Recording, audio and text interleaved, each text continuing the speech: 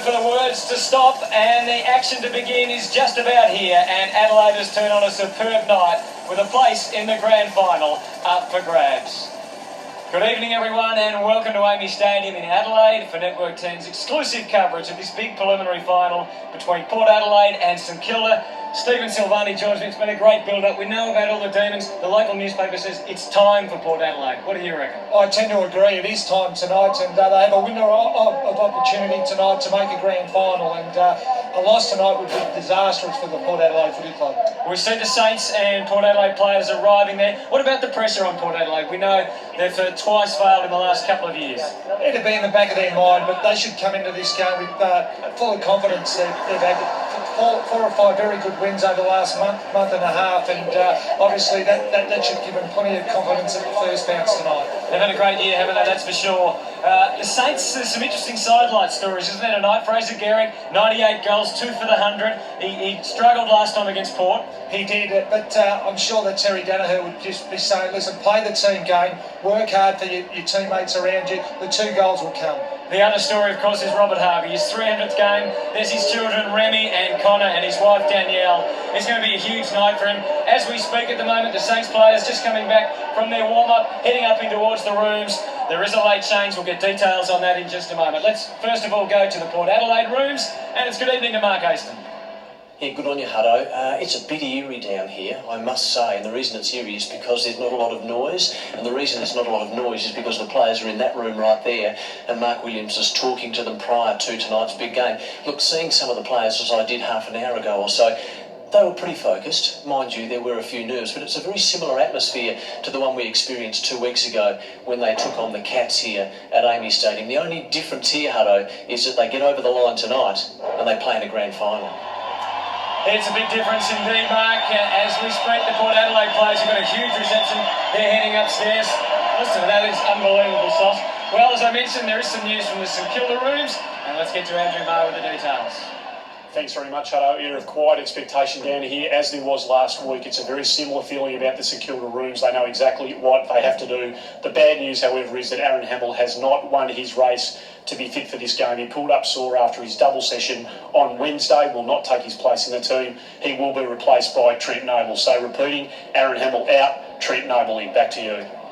Thank you, Andrew. We saw Aaron Hamill just down here on the bench. How big a loss is that, given that he hasn't been playing anyway? I think it's a big loss, but he would have been given every opportunity to play tonight. They've gone for the 22 fit players. I think that's a smart move in the final. Well, some interesting news at selection as we saw, particularly for the benches as well. Let's get all the details. Welcome Tim Lane and Mick Malthouse. Thank you, Hutto. Good evening, Mick. You've brought a team here to beat Port Adelaide in a final. What does it take?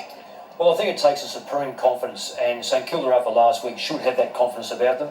We believe that we could win, and the Saints have got to have that same desperation, same belief, and they've got to make sure that it happens early so that it throws a little bit of gap in the crowd. Let's have a look at the lineup. Fraser Gehrig, of course, perched on 98 goals to become the third Saint to kick a century. Nick Riewoldt, 244 marks for the year. The midfield battles will be crucial. Del Santo's been outstanding. Hayes, of course, the skipper for St Kilda. Maguire likely to have the huge job on the Brownlow favourite Warren Treadray.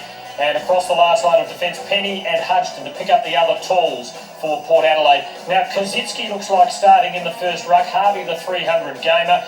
And the St Kilda interchange bench, fascinating. Both Blake and Noble starting on the bench. What do you make of that?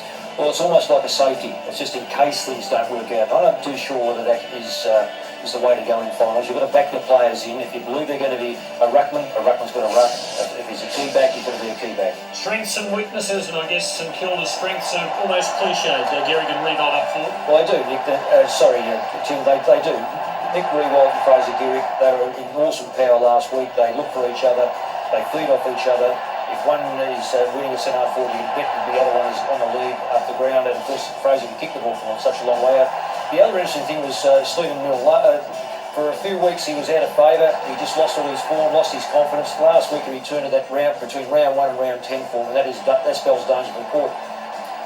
As far as I wouldn't call it a weakness, but it's going to be interesting to see how the back line measure up against the true best centre half forward in the competition in Warren Treadray. Aussie Jones is an attacking player. Young Maguire's an attacking player.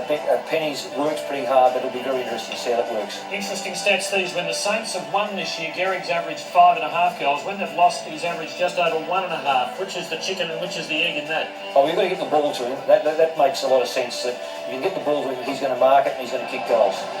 Now, the Port Adelaide lineup in front of a full house here at AAMI Stadium. Daryl Wakeland played in the 97 Grand Final for St Kilda. Chad Corns named at centre-half back. It's expected that Bishop will line up on revolt and Corns will run free. His brother has been a wonderful midfielder, great defensive running player who also earns plenty of the ball. Trent Ray, outstanding, has kicked 77 goals for the year from half forward and taken 180 marks. Thurston's and Lade providing 2 more tools for Port Adelaide. And Brogan in the ruck has been very good. Carr, wonderful defensive midfielder. Peter Burgoyne's had a very, very good season. Dew starting on the interchange bench for Port Adelaide. And like the Saints, tall forwards are a key in Port's success. Absolutely, Tim. Brendan Lade last week was outstanding right in the goal square. That allowed Warren Trevor to play a lot further out and expose the probably lack of height, if anything, of Geelong's back line. And those two combining together are outstanding. Of course, Warren Treadray can kick left or right foot from outside 50, which makes him a very dangerous player. Their back line is steady, it's solid, it's attacking, as we've seen with the All-Australian centre-half back. It's Daryl Wakeland has been in terrific form. But last week, like Milne, who stood up, Byron Pickett became a player who really put pressure on the Geelong defence. So I expect him to do that again. If there's anything that probably gives you a bit of a chance, I think it's that Port, being number 1 possession getting side, sometimes over-possess and give you a chance. Isn't Brendan Lade a great story? 28 years of age, missed consecutive years with 2 broken legs, has bounced right back this year, been solid all year, but over the last 4 or 5 weeks has been outstanding. Hutto, back to you. Thanks, Tim. There's an almighty roar going up here. This is just a sensational atmosphere. It's going to be a great game tonight. We will take a break here from AAMI Stadium as you can hear the crowd getting right behind their team tonight. There'll be plenty of nerves, that's for sure. Last week, it was the Saints under the pump and they stood up after their loss to Brisbane in the first week of the finals. They got over the Swans. As we take that break, let's find out how they did it.